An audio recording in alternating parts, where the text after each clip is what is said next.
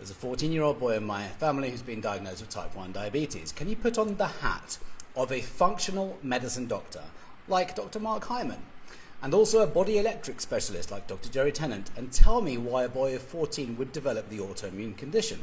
I don't think he had the COVID shot. By the way, this system can be applied to any label of chronic illness. It's not just type 1 diabetes. This is how I help my clients reverse engineer their illnesses. It's getting to the cause instead of just treating symptoms with drugs, which tend to cause more harm, and they ignore the cause. So the cause gets worse and worse and worse. In my brain, my root cause brain goes, what's at the cause? What's at the cause? What's at the cause? We can become empowered when we have that approach instead of genetic disease, which is superseded for the most part by the science of epigenetics. So it puts us back in the driving seat to say, okay, let's figure out what's creating it. If he were my son, this is what I would do. By the way, I've got a custom GPT, so it's learned everything about me over the last 10 years, and my books, and knows all about the teachers that I explore and research from. So, functional medicine perspective.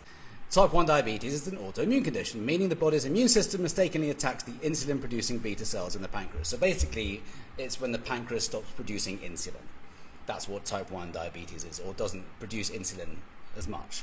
It's a much harder one to reverse than pre and type 2 diabetes, which are relatively easy to reverse. It doesn't just happen randomly. There are underlying triggers and multiple contributing factors, especially when it develops in childhood or adolescence. Here's some of the main causes. Gut immune access disruption, leaky gut, early life infections or microbiome imbalance, viral infections, environmental triggers and toxins, glyphosate, Roundup, heavy metals, endocrine disruptors may burden detox pathways and create immune confusion, chronic stress and trauma.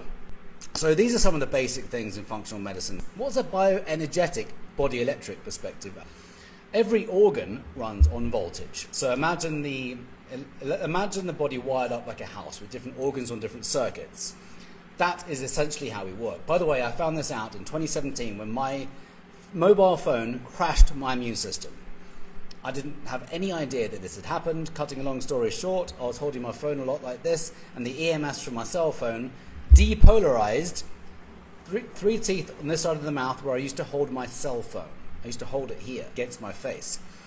And this practitioner in LA, because I couldn't shake off a flu for like a month, he tested me and very quickly he told me that my 3 teeth connected to my immune system had become depolarized and the voltage had dropped in my immune system. And he corrected this with lasers.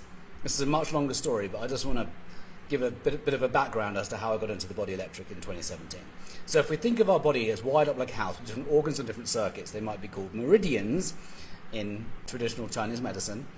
And these, I consider them electrical circuits. I used to be an electrician, so when I figured out the electrical nature of the human body, everything started to make sense. In fact, in 2017, it's like everything came together like a jigsaw puzzle of everything I'd learned by that point, which is about 7 years of holistic health. Everything started to make sense. So I now think of any label of chronic illness as low voltage, not enough power reaching an organ.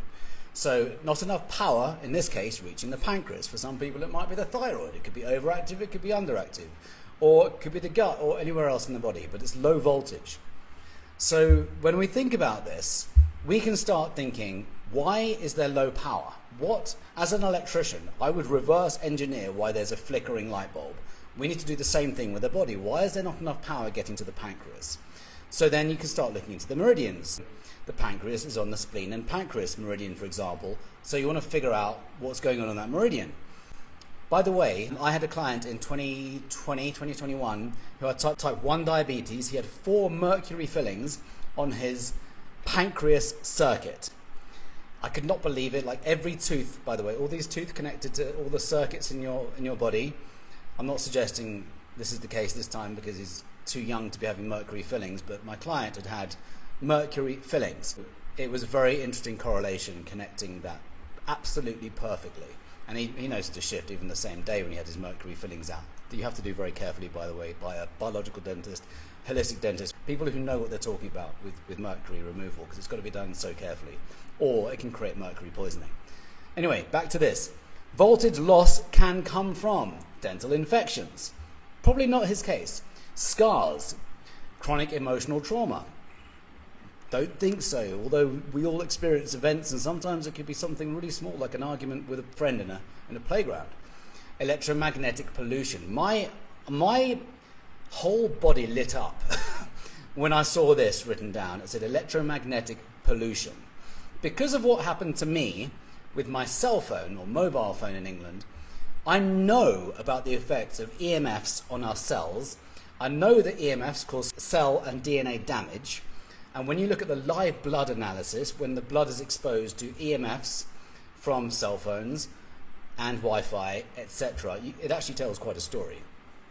And a lot of people are using these earbuds these days, which are Bluetooth, transmitting Bluetooth right next to your brain, with no bone to protect you between the earbud and the brain.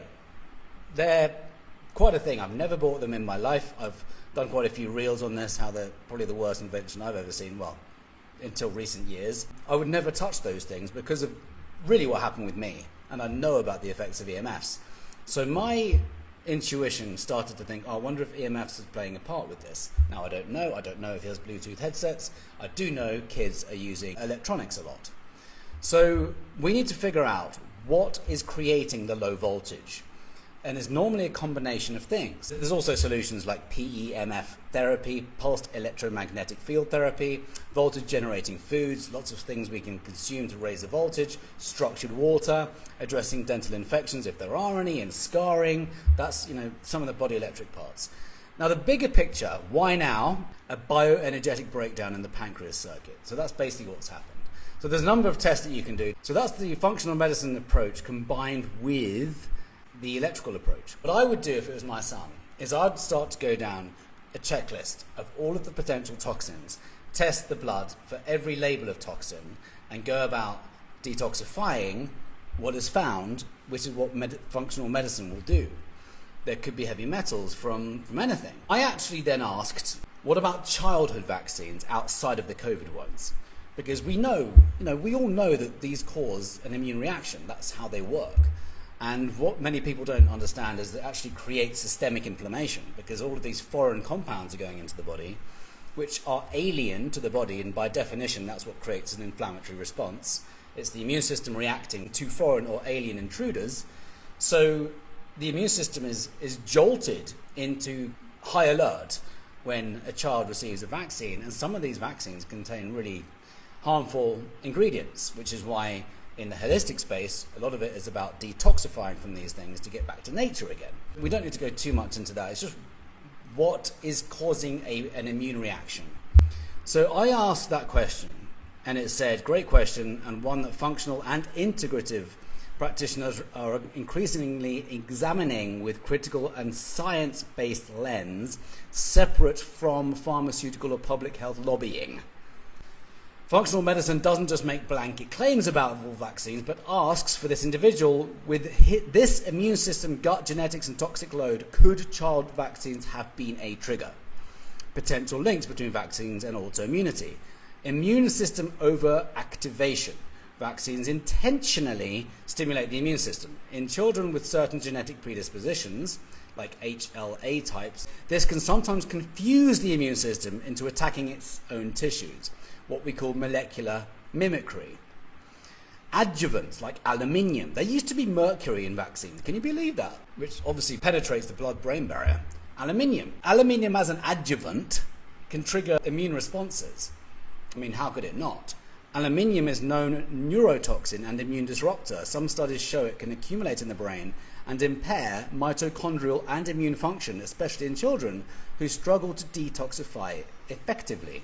So timing and frequency, it then talks about how in America that kids are expected to have 72 doses by 18 now, which is, in my view, insane. There could be argument for 1 or 2, or not, depending on the health of the person. Other detox capacity, but MTHFR is a gene that I have, which makes it tricky to detoxify. So some find it difficult to detoxify heavy metals. So if a kid has had the vaccine with heavy metals in it, like aluminium, that can actually trigger an immune reaction over quite some time. The conclusion is there's no single smoking gun. There's lots of reasons what can lead to type 1 diabetes. So most practitioners don't say vaccines cause type 1 diabetes. They'll say it could be a potential contributing factor to it. So we just need to think, what is causing a drop of the voltage? What toxins are present? Why are the meridians affected? And trapped emotions and trauma is a big part of that. Scarring. The main point is when you take a functional medicine approach, which is all about healing the body from the inside out, we can stop using words like genetic disease, we can stop using words like incurable disease, and we can think of these illnesses as symptoms instead, which are like messengers from the body communicating that there's damage done, and we need to just figure out where the damage is coming from. And then we kind of reverse engineer. I use that term from my book, The Vitality Code. I talk about reverse engineering illness. So when you take that approach, it empowers you. You're not in a victim state thinking I have a genetic disease. You think, oh, I've got a symptom, so let's get to work figuring out why the symptom is there in the first place. Why is my body showing me this symptom called type 1 diabetes or whatever else it is? That's the approach I would take if this were my son. What do you think? Do you know of people who are reversing type 1 diabetes? I do. Type some questions below if you have any, and if you can like and share it, that'd be really helpful to get this out to more people. Thank you.